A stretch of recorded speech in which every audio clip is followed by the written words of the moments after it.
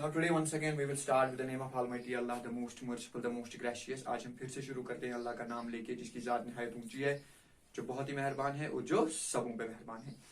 Today's topic is capacitance और capacity. आज हमें डिस्कस करना है capacitance और capacity. ठीक है बेटा.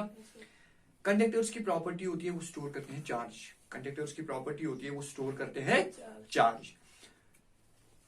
जब हम मेजर करेंगे कि एक कंडक्टर कितना चार्ज स्टोर कर सकता है, उसको हम कहते हैं कैपेसिटेंस ऑफ ए कैपेसिटर और कैपेसिटी ऑफ ए कैपेसिटर. ठीक है बेटा.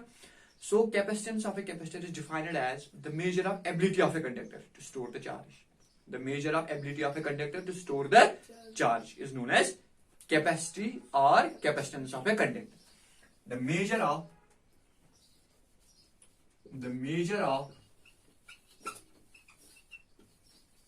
ability of a conductor, the measure of ability of a conductor to store charge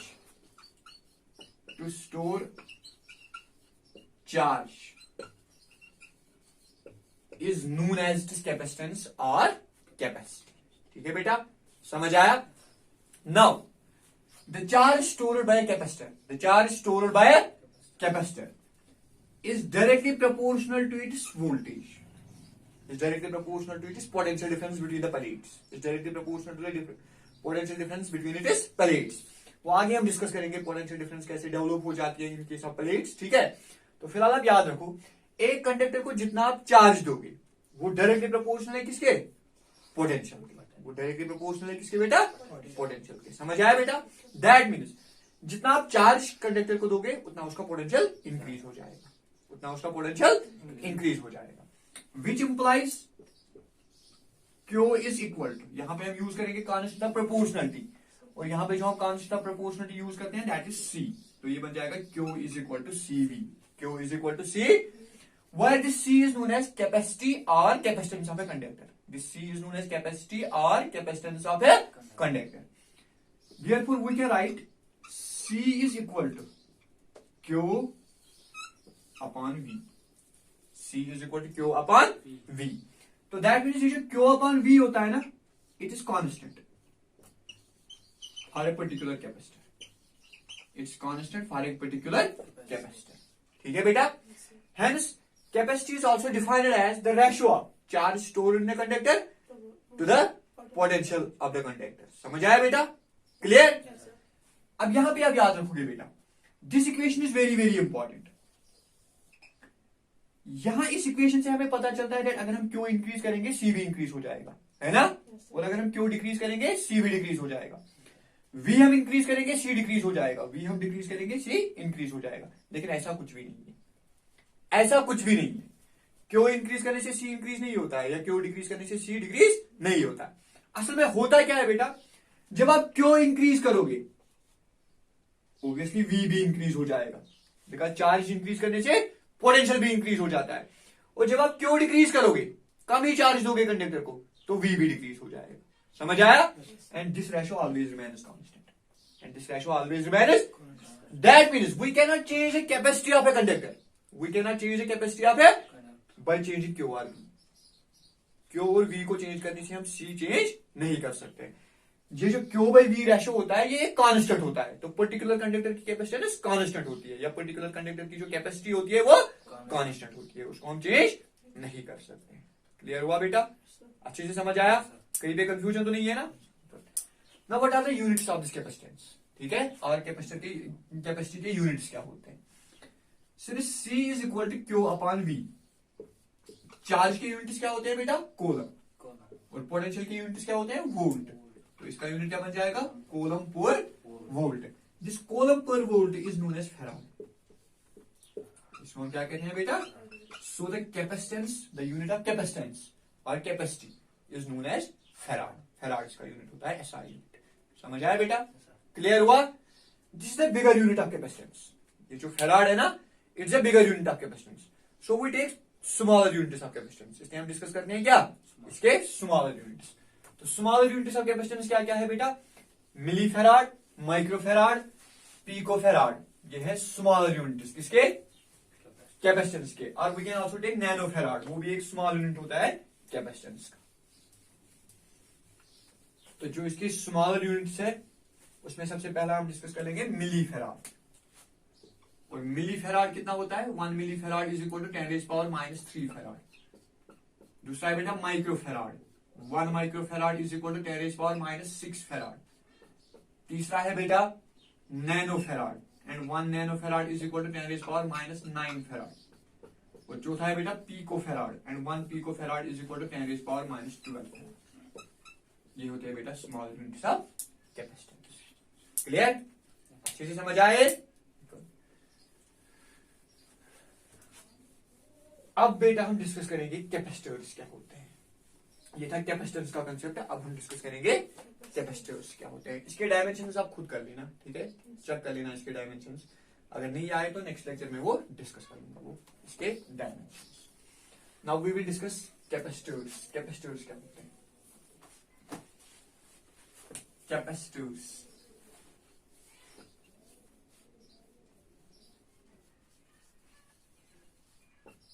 देखो बेटा, अक्सर टीचर्स डिफाइन करते हैं कैपेसिटर्स को एज डिवाइसेस, या बहुत सारी बुक्स भी लिखती है capacitors are devices, but capacitors are not devices.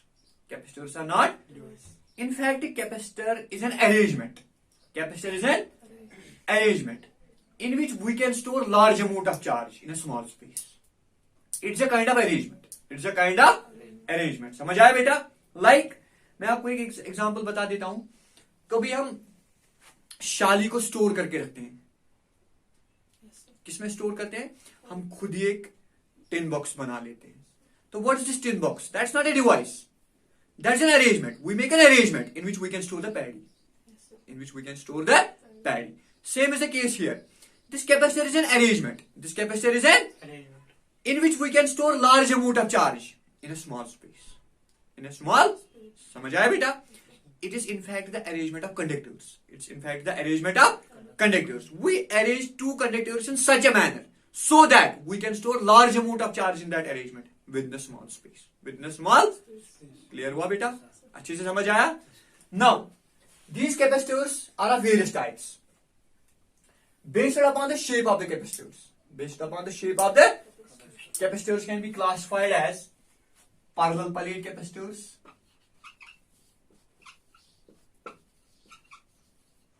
second cylindrical capacitors,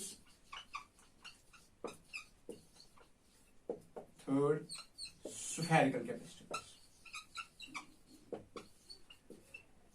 These are on the basis of shape of the capacitors. There are three types: parallel plate, cylindrical, and spherical. Now, on the basis of medium between the plates of the capacitor, on the basis of medium between the plates of the, there again are various types. ठीक है बेटा? One is known as ceramic capacitors. Second is known as electrolytic capacitors. Electrolytic capacitors. And third one is known as micro capacitors. ठीक है बेटा? समझ आया? Plates के बीच में जो मीडियम होगा कैपेसिटर्स का, उस बुनियाद पे हम कहते हैं capacitors are three types: ceramic, electrolytic और माइक्रो कैपेसिटर्स. क्लियर? अच्छे से समझ आया? कहीं पे कंफ्यूजन तो नहीं है ना? Now we will first take an example of spherical capacitors. Spherical capacitors की अगर हमें कैपेसिटेंस निकालनी होगी, हम कैसे कैपेसिटेंस निकाल सकते हैं spherical capacitors की?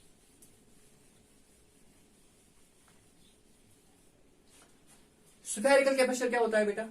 असल में एक spherical कंडक्टर होता है जिसमें हम large amount of charge store करके रख सकते हैं. क्लियर? असल में इस तरह से एक spherical कंडक्टर होता है. इनफैक्ट ये दो कंडक्टर्स होते हैं, कंसेंट्रिक दो स्फीयर्स होते हैं. समझ आया बेटा? इनफैक्ट ये दो कंसेंट्रिक स्फीयर्स होते हैं.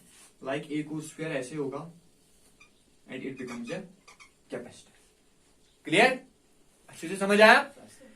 इसमें हम चार्ज स्टोर कर सकते हैं. जब हम इसमें चार्ज स्टोर करेंगे, एक पे आएगा पॉजिटिव चार्ज, दूसरे पे आएगा नेगेटिव चार्ज. समझ आ रहा है बेटा? और इनके बीच में पोटेंशियल डिफरेंस क्रिएट हो जाएगी. इन दो स्फीयर्स के बीच में पोटेंशियल डिफरेंस क्रिएट हो जाएगी.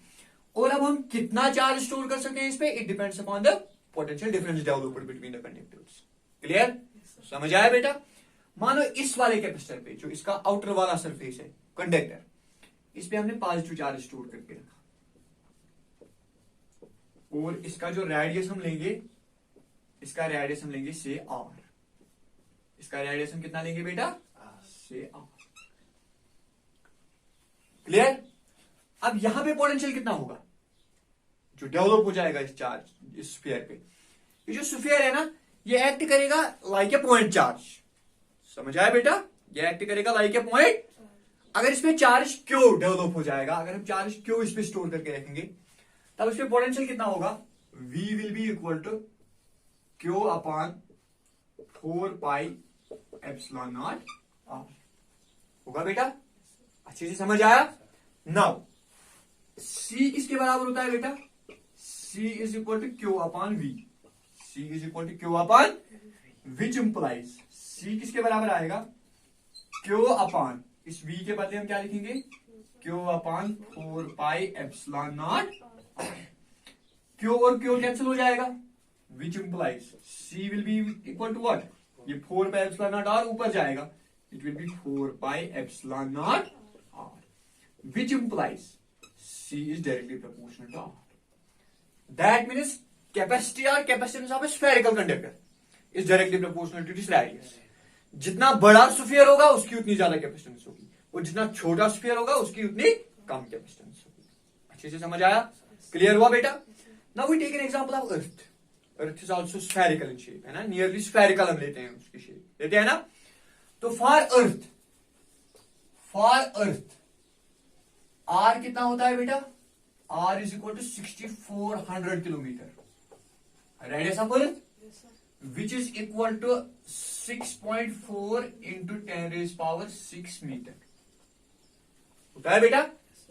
नाउ 1/4 पाई एप्सिलॉन नॉट किसके बराबर होता है, 9 इंटू 10 रेज पावर 9। ये हमने डिस्कस किया है पिछले लेक्चर्स में, किया है ना डिस्कस, गुड। अब इसका रेसिप्रोकल हम लेंगे, जब हम इसका रेसिप्रोकल लेंगे तो ये बन जाएगा 4 pi epsilon naught, it will be equal to 1/9 into 10 raise power 9। Clear. तो अब हम इजिली कैपेसिटेंस किसकी निकाल सकते हैं, अर्थ की। अब अर्थ की कैपेसिटेंस जो होगी उसके लिए हम फॉर्मूला यूज करेंगे जो स्फेरिकल कंडक्टर की कैपेसिटेंस होती है। क्लियर। तो C किसके बराबर आएगा फिर, 4 पाई एप्सिलॉन नॉट आर। तो it will be equal to 4 pi epsilon naught के बदले हम लिखेंगे 1/9 into 10 raise power 9, 1/9 into 10 raise power 9, और R के बदले हम क्या लिखेंगे बेटा, 6.4 इंटू 10 रेज पावर 6। तो which will be equal to, जब इसको सॉल्व करेंगे, it comes out to be 711 microfarad, 711 micro. तो therefore the capacitance of the earth is how much, 711 microfarad. ये कभी कभी नीट एग्जाम्स में पूछा जाता है, कैपेसिटेंस ऑफ अर्थ कितनी। क्लियर, अच्छे से समझ आया बेटा। ये अर्थ की कैपेसिटेंस होती है 711 माइक्रोफैराड। तो दैट मीन्स अगर अर्थ का हम पोटेंशियल कितना डेवलप करेंगे, 1 वोल्ट, कितना पोटेंशियल डेवलप करेंगे, still it can not hold 1 coulomb charge, यानी इसकी तब भी 1 फैराड कैपेसिटेंस नहीं होगी। That means 1 coulomb is very bigger charge. समझ आया बेटा। अर्थ जो है, अर्थ वो भी स्टोर नहीं कर सकती है at a potential of 1 volt 1 coulomb charge. तो आप इमेजिन कर सकते हो फिर से कि 1 कूलम चार्ज कितना बड़ा चार्ज है। अच्छे से समझ आया, क्लियर हुआ बेटा। Now before discussing parallel plate capacitors, असल में अगर आप देखोगे सीबीएसई में या एनसीईआरटी बोर्ड जो है, आपका सिलेबस जो है, उसमें आपको पढ़ना है बेटा पैरेलल प्लेट कैपेसिटर इन डिस्कस, डिटेल में पढ़ना है वो। तो वो डिस्कस करने से पहले हम डिस्कस करेंगे principle of charging a capacitor. हम एक कैपेसिटर को कैसे चार्ज कर सकते हैं, हम एक कैपेसिटर को कैसे चार्ज कर सकते हैं, तो हम डिस्कस करेंगे principle of charging a capacitor.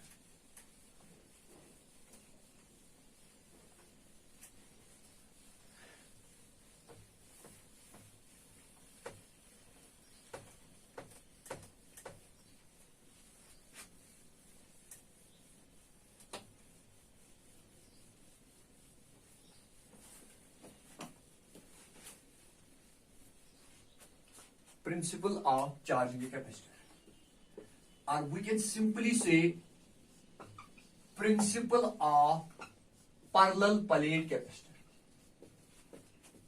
Principle of parallel plate capacitor.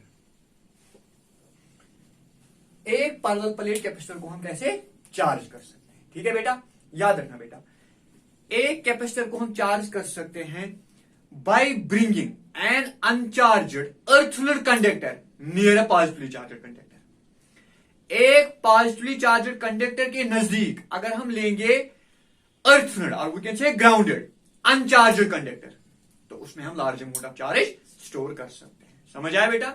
मैं एग्जांपल दूंगा कैसे।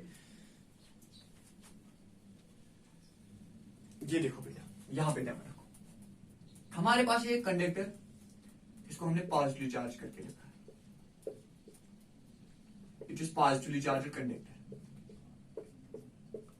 It is positively charged conductor. यहां पे ध्यान रखना अच्छे से बेटा। अब इस पे हम और ज्यादा चार्ज कैसे स्टोर कर सकते हैं? क्लियर? हम इसके नजदीक क्या लेंगे? एक अनचार्जड अर्थ कंडक्टर। फिलहाल मैं लूंगा अनचार्जड कंडक्टर, उसके बाद भी इसको यूज कर लूंगा।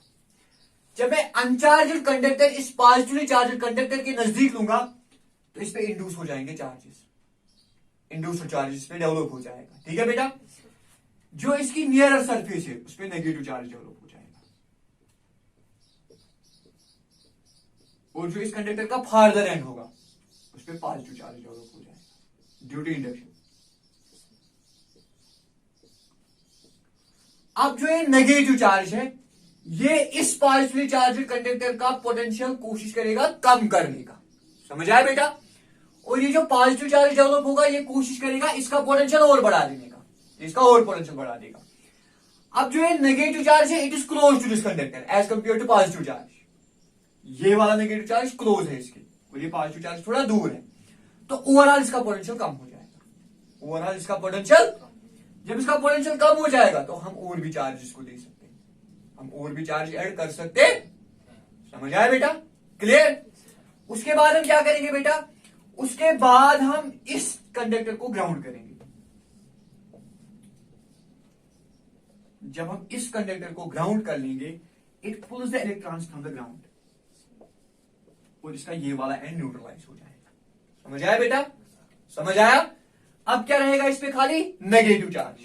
तो हमारे पास जो अरेंजमेंट होगा वो इस तरह से होगा, इस पे पॉजिटिव चार्ज होगा, और जो इसके नजदीक एक और कंडक्टर हमने लिया था उस पे खाली अब नेगेटिव चार्ज होगा। अब जब खाली नेगेटिव चार्ज